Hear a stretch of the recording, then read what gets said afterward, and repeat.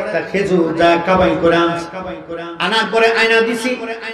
এই দিনও সদস্য চারজনে এই একটা খেজুর 4টা টুকরা করে নিয়ে বসছেন, ইফতার করবেন।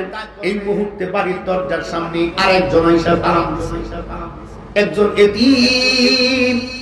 এতিম লোকটা এসে বলতেছে, আসসালামু আলাইকুম ইয়া আহলাল বাইত, কে আছেন বাড়িতে?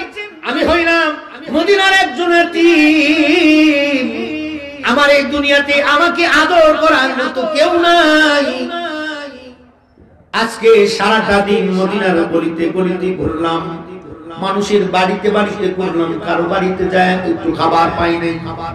যদি আপনার ঘরে যদি একটু খাবার থাকে, তাইলে আপনার ঘরের ভেতরের থেকে আমাকে একটু খাবারের ব্যবস্থা আপনি করে দেন।